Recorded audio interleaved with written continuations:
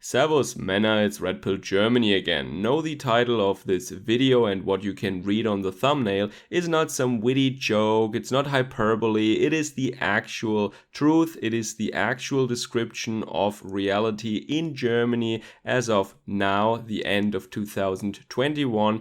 And in today's video or podcast, I will try to explain to you what has happened during the last year and how things escalated so that this became a reality. I try to keep it short, but I want to mention some incidents that happened during the last week in Germany and that really illustrate nicely, I think, what is going on in this country. You might remember that last year in 2020, especially in the summer, I covered how people who disagree for whatever reasons with the policies of the German government with respect to the China bug demonstrated in Germany, or who tried to demonstrate, because already back then the authorities, and sometimes that was just the city administration, they denied them their constitutional right to peacefully assemble. On the pretense of the danger of infection, of course. That is the excuse that they were using to deny this right to opposition members or to dissidents. And at the same time, of course, I mean, my channel doesn't really make a sport out of calling out hypocrisy on the left, but that is what they do, of course. At the very same time, they were endorsing, supporting, and even calling for pro-regime demonstrations that promote globalism and globalist ideas and goals, of course. And this is how we know, of course, that this hygiene stuff is just an excuse, it's just a pretense. But that is what I talked about already, so what has happened now? As all the numbers are in free fall in Germany and we see that this wave has broken a long time ago and there is no danger anymore right now, while at the same time the measures are getting worse and worse and tighter, many people, including leftists, hippies and normies, are fed up and they want to protest and communicate the fact that they are pissed.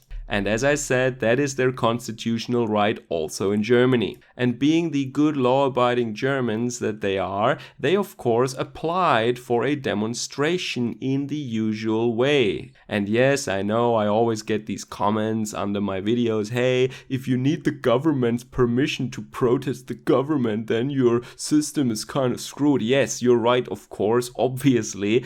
But that is the way it is in Germany, and that is of course what they tried. But now, once again, the authorities, the powers that be, are denying them this right and they say, no, you must not protest, it is not safe. While our people can march on the streets, you have to stay at home. You do not have the right to peacefully assemble. So what the German dissidents did instead is, of course, they just came out anyway, but not in an official demonstration, but they call it Spaziergänge, which means just take a walk. And in this form of protest, there is no real organizer, there is no committee, there are no stages, no proclamations, no microphones, no speeches, no start, no end, but the convention is that you usually meet on Monday evening and you take a walk in the city on the street, and that is happening right now all over Germany in major cities and smaller towns, really everywhere. So on late Monday afternoon you might see that some city centers get a little more crowded than they usually would be at this time, and that is how these people show that they're not on board with the government's policies.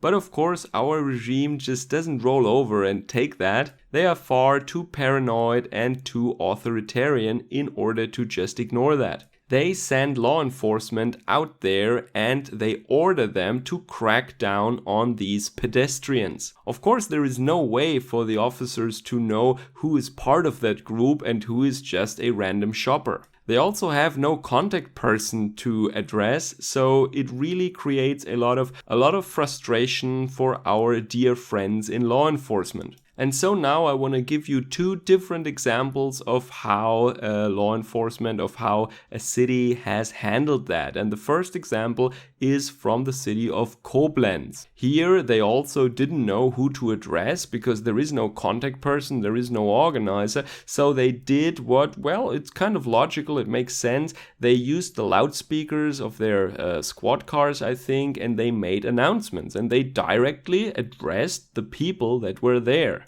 And they said, you should be peaceful and please don't do anything drastic. Just, be peaceful and civil and polite. And that's what the people did anyway. And then they said towards the end or at a later time, they said, have a pleasant or nice way home or something. Good night. Now that is, as you would imagine, law enforcement should communicate with peaceful, law-abiding citizens who meet or just walk actually in an orderly fashion through their city. Why would the officers be aggressive? Why? But of course, that behavior, that civil and polite behavior on the side of the officers caused the regime and mainstream Germans to throw a hissy fit. Just like with the example that I covered where this one female officer made this heart gesture to some of the protesters after they were being very polite and very civil, and she was probably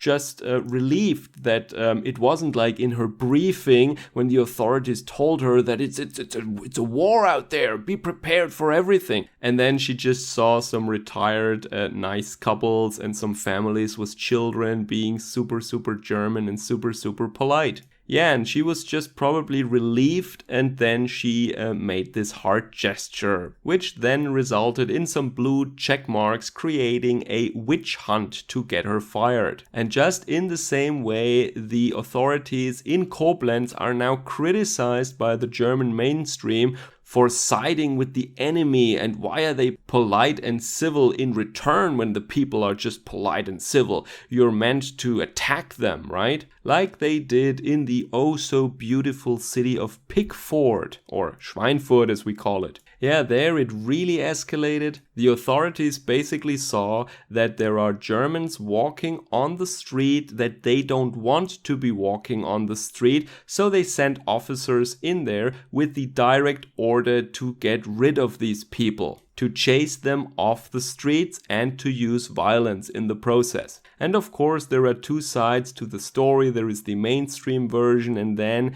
there is the version from the people who were there and who were affected. Now, the mainstream, the regime, of course, claims that these people who were going on a walk in Schweinfurt, that they were aggressive and that they threatened the officers or insulted them. Woo-hoo-hoo. Whereas the people who protested, they claim that the officers attacked them. So be that as it may, but what was the outcome of the whole affair? The outcome was that a 4-year-old boy was, how did they phrase that in the news?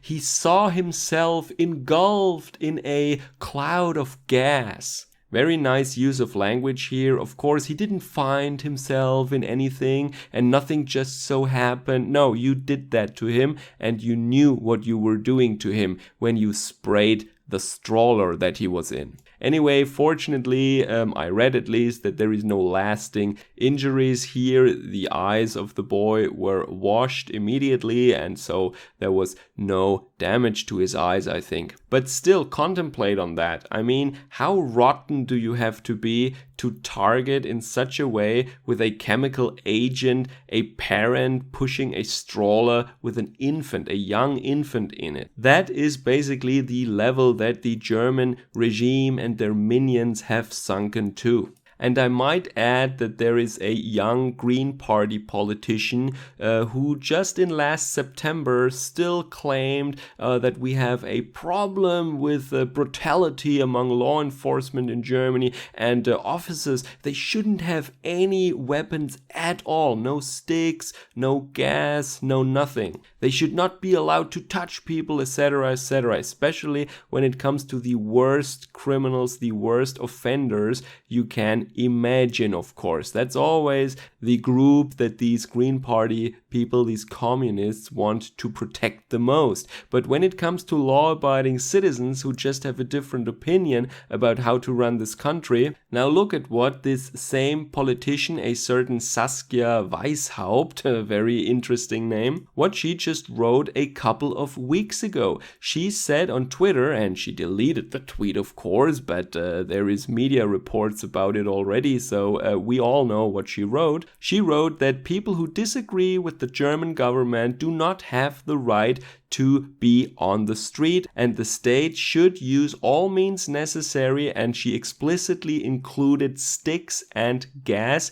to get them off the streets, to remove them from public space. And lo and behold, just a couple of weeks later, exactly that happened, but also to a little child. Now, adding insult to injury, of course, the authorities already charged the people that they hurt, and they also more or less threatened directly to take the child away from the parents by having a case opened by Child Protective Services. I also want to add, even though that is maybe going too far, maybe that is a topic for another video, but people on the right, or let's say conservatives, they are now also criticizing these parents for taking their children there, but I think that is absolutely wrong, that is absolutely misguided. Not only do leftists do that all the time, forget about that for a moment, these people were not planning to do anything aggressive, they were just literally taking a walk. It was the regime that attacked them. For all we know, these people were just trying to have an evening stroll in the city. So if you cannot even take a walk anymore with your family, I would say that these over-compliant conservatives really have lost the plot here. Alright, so this is a rough overview of what has happened in Germany recently, or at least